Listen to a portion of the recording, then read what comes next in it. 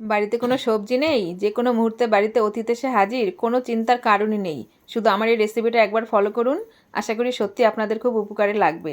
তার জন্য একটা কড়াইয়ের মধ্যে কিছুটা তেলের মধ্যে আমি গোটা তেজপাতা আর গোটা গরম মশলাকে আমি ফোড়ন দিয়ে একটা গোটা টমেটোকে কেটে দিয়েছি, সাথে পেঁয়াজ বাটা দিয়েছি। এবার দেবো আদা আর রসুন বাটা।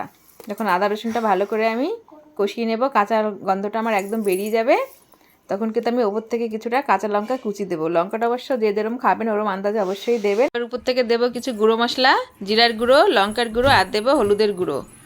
তো মশলাটাকে দিয়ে ভালো করে কিছুক্ষণ কষাবো, হালকা একটু জল দিয়ে। যে কোনো মশলা আপনারা কষাবেন অল্প একটু জল দেবেন, আর এই সময় আঁচটাকে একদম কমিয়ে দেবো।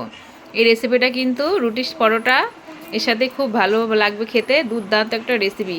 যখন মশলাটা ভালো করে কষানো হয়ে যাবে এই সময় দেবো উপর থেকে 7-8টা আমি কাঁচা কাজু বাদাম, আর তার সাথে দেবো 4-5 চামচ ফেটানো টক দই। এই রেসিপিতে টক দই কিন্তু অবশ্যই দেবেন। এবার দেবো উপর থেকে গোটা কয়েকটা পেঁয়াজটা কিন্তু আমি মিডিয়াম সাইজের নিয়েছি, বেশি বড় না বেশি ছোট না। পেঁয়াজটা দিয়ে আরও 2-4 বার আমি হালকা আঁচে ঢেকে ঢেকে একদম সুন্দর করে কষিয়ে নেব। পেঁয়াজটা কিন্তু এখানে আপনাদের মনে হতেই পারে যে কেন আমরা আস্তা দিয়েছি, কেটে কেন দিলাম না, কিন্তু আস্তা দিলেই ভালো হবে, খুলে যাওয়ার কোনো ভয় থাকবে না। যখন আমার একদম সুন্দর করে কষানো হয়ে গেছে, ওপর থেকে তেল ছেড়ে দিয়েছে, এবার আমি আন্দাজ মতো দেবো একটুখানি সাধারণ চিনিটা অবশ্য যে যারা পছন্দ না করেন কোনো ব্যাপার না, কিন্তু দিলে পরে কিন্তু টেস্টটা আরও বেশি ভালো লাগবে। এবার খুন্তি দিয়ে আমি সুন্দর করে পেঁয়াজটাকে ভেঙে দেবো। দেখে বুঝতেই পারছেন কি সুন্দর খুন্তি লাগাতেই আমার একদম পেঁয়াজগুলো ভেঙে যাচ্ছে।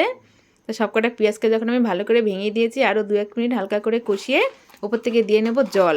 বেশি জল দেওয়ার প্রয়োজন নেই, অর্ধেক পেঁয়াজ কিন্তু আমার প্রায় সেদ্ধই হয়ে গেছিলো। অল্প করে আন্দাজ মতো জল দিয়ে আমি ওপর থেকে 4-5 মিনিটের জন্য আমি ঢাকা দিয়ে নেব। তো 4-5 মিনিট পরে চলে এসেছি, দেখুন কি সুন্দর হয়ে এসছে, একদম আমার রেডি পেঁয়াজের সেই রেসিপিটি। এবার নামানোর আগে আমি দেবো আন্দাজ মতো একটু শুকনো গরম মশলার গুঁড়ো। এখানে চাইলে আপনারা কেশরি মেথিও দিতে পারেন, কিন্তু গরম মশলাতেও দারুণ টেস্ট হয়েছে। কালারটা দেখে একবার ভাবুন তো কত সুন্দর একটা রেসিপি। অবশ্যই বাড়িতে একবার ট্রাই করবেন, আপনাদের কথা দিচ্ছি এই রেসিপিটা একবার যারা খাবেন বারবার খেতে চাইবেন। রুটি পরোটা লুচি সবার সাথে দুর্দান্ত একটা রেসিপি, সত্যি একটা অসাধারণ রেসিপি, একবার অবশ্যই করুন।